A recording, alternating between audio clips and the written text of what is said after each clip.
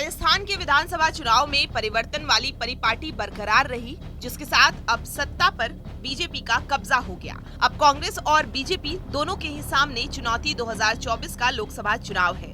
राजस्थान में पिछले 2 बार के लोकसभा चुनाव में कांग्रेस का खाता भी नहीं खुला है। 2014 में मोदी लहर के चलते बीजेपी ने 25 की 25 सीटों पर कब्जा किया था। 2019 से पहले भले ही कांग्रेस प्रदेश की सत्ता पर काबिज हो रही थी, मगर जब बारी लोकसभा की आई तो जनता ने एक बार फिर बीजेपी पर ही भरोसा जताया और बीजेपी के खाते में 24 सीटें आईं। जो सीटें बीजेपी को नहीं मिली वो भी कांग्रेस के खाते में नहीं बल्कि आरएसपी को मिली, जो कि बीजेपी के साथ मिलकर चुनावी मैदान में उतरी थी। अब 2024 में कांग्रेस के सामने चुनौती है कि वो बीजेपी की लोकसभा हैट्रिक को कैसे रोक पाती है। लेकिन इस बीच कांग्रेस के कद्दावर नेता रक्षपाल मिर्धा का बयान सोशल मीडिया पर जमकर वायरल हो रहा है, जिसमें वे कहते दिख रहे हैं कि इस बार भी बीजेपी क्लीन स्वीप ही करेगी। मान सम्मान कांग्रेस से तो बीजेपी ने 2 गुना दिया है जाटों को। हाँ, दिया है बीजेपी ने, तो अब की बार आप लोकसभा में देखना शायद बीजेपी की तरफ ज्यादा जा सकते हैं। अच्छा, आपके हिसाब से राजस्थान में? मेरे हिसाब से राजस्थान में बीजेपी जीतेगी। आप खुले दिल से? मैं खुले दिल से कहता हूँ, मैं सही बात कहता हूँ। क्यों, ये जो राम मंदिर का भी चलेगा, फिर इसकी लहर चलेगी, आप देखना। और राजस्थान की मैं समझता हूँ कोई सीट ऐसी मेरे को लगता नहीं कि आज कांग्रेस पार्टी जीतने की स्थिति। अब रक्षपाल मिर्धा जी मान रहे हैं कि बीजेपी ने जाटों को कांग्रेस से ज्यादा मान सम्मान दिया है, लिहाजा जाटों का ज्यादा समर्थन बीजेपी को ही मिलने वाला है।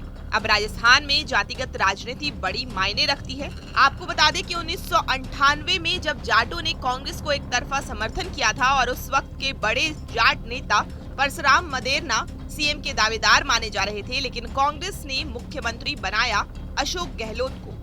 2018 में भी गुर्जर समुदाय ने कांग्रेस को एक तरफा समर्थन किया और कहा जाता है कि इसकी वजह से उस वक्त सीएम के प्रबल दावेदार माने जाने वाले सचिन पायलट, लेकिन यहाँ भी कांग्रेस ने पायलट की बजाय मुख्यमंत्री का सेहरा गहलोत के सिर ही बांधा था। अब कांग्रेस पर जातिगत समीकरण के बड़े नेताओं को साइडलाइन करने का आरोप खुद कांग्रेस की नेता रही ज्योति मिर्धा भी लगा चुकी है।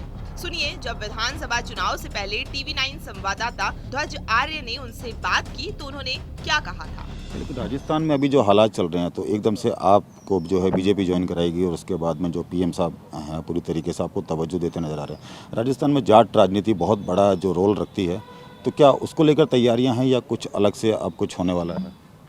देखिए, बीजेपी बहुत वेल इस्टेब्लिश्ड पार्टी है आज की तारीख में। ये जाट राजनीति या किसान राजनीति का मतलब इसको निगेट नहीं किया जा सकता राजस्थान में। तो मुझे लगता है कि बीजेपी ने बहुत लंबे समय से सारे ही जो सेक्शंस हैं, चाहे वो ओबीसी का सेक्शन हो या महिलाओं का सेक्शन हो या SC ST का सेक्शन हो, तो उन्होंने एक फोकस्ड अप्रोच रख रखी है और वो धीरे धीरे अपना बेस जो है उसको और स्ट्रॉन्ग कर रहे हैं।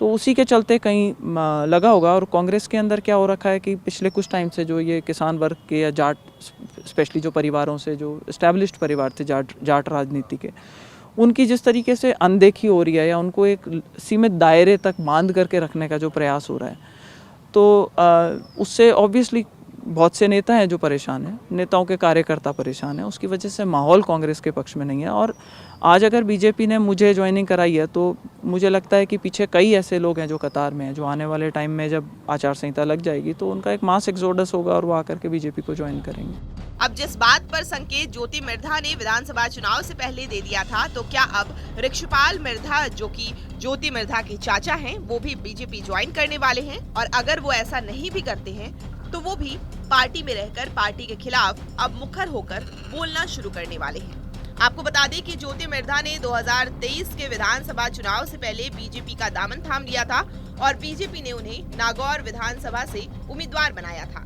ज्योति के सामने थे उनके चाचा हरेंद्र मिर्धा। इस चुनाव में ज्योति को हार का सामना करना पड़ा था। अब लोकसभा चुनाव को लेकर बीजेपी और कांग्रेस नागौर में किसे उम्मीदवार बनाती है, ये भी बड़ा सवाल है। नागौर में 2019 में लोकसभा का चुनाव हनुमान बेनीवाल ने जीता था, जो कि इस बार विधायक बन गए हैं।